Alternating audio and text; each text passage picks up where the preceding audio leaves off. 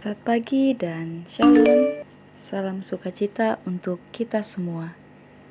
Kembali kita bertemu dalam Renungan Harian Toraya, edisi Selasa 23 Agustus 2022.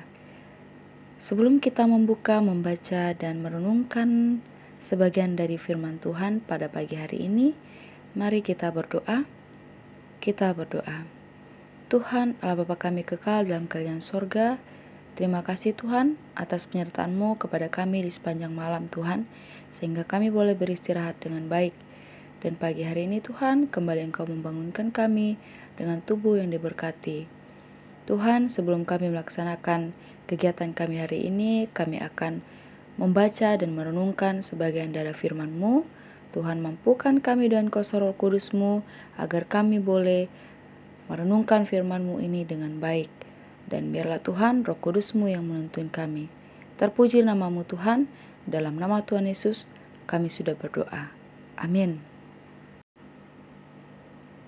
Pembacaan Alkitab kita pada pagi hari ini terdapat dalam Wahyu pasal 3 ayat 7 sampai 13 yang berbunyi demikian.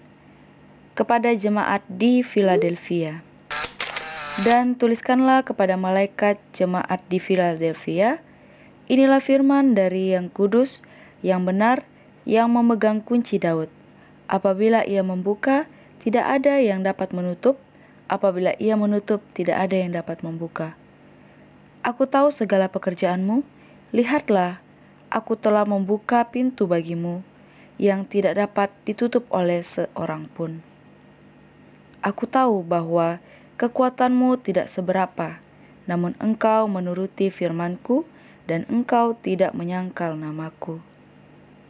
Lihatlah, beberapa orang dari jemaah iblis, yaitu mereka yang menyebut dirinya orang Yahudi, tetapi yang sebenarnya tidak demikian, melainkan berdusta, akan kuserahkan kepadamu. Sesungguhnya aku akan menyuruh mereka datang dan tersungkur di depan kakimu dan mengaku bahwa aku mengasihi engkau.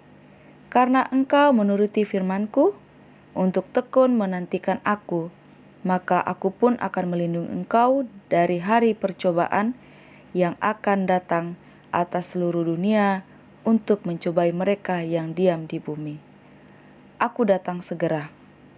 Peganglah apa yang ada padamu, supaya tidak seorang pun mengambil mahkotamu. Barang siapa menang, ia akan kujadikan soko guru di dalam bait suci Allahku, dan ia tidak akan keluar lagi dari situ. Dan padanya akan kutuliskan nama Allahku, nama kota Allahku, yaitu Yerusalem baru, yang turun dari sorga, dari Allahku, dan namaku yang baru. Siapa bertelinga, hendaklah ia mendengarkan apa yang dikatakan Roh kepada jemaat-jemaat. Amin. Firman Tuhan. Ya.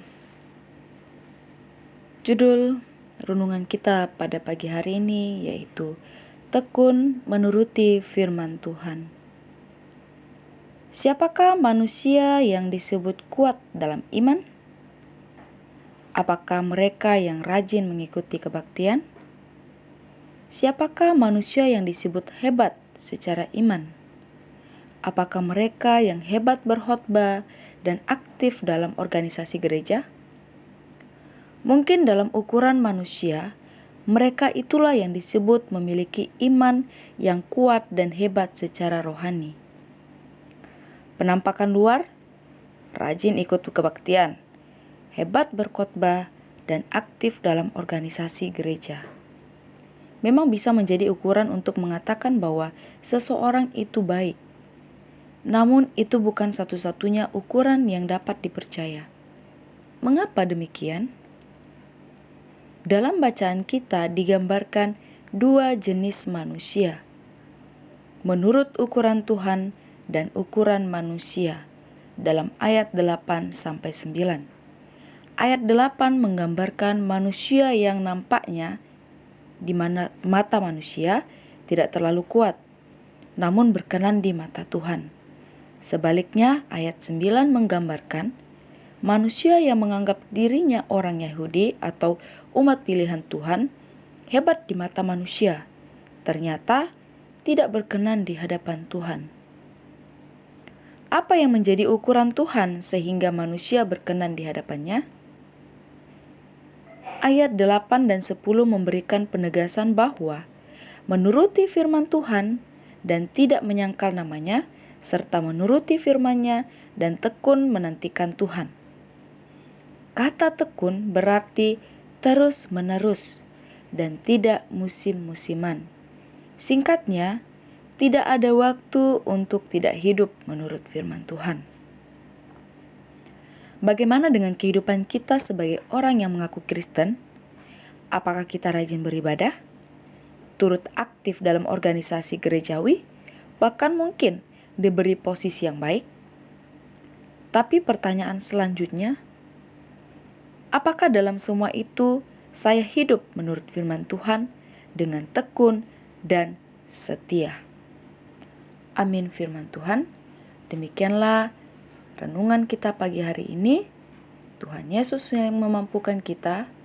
Selamat pagi dan shalom.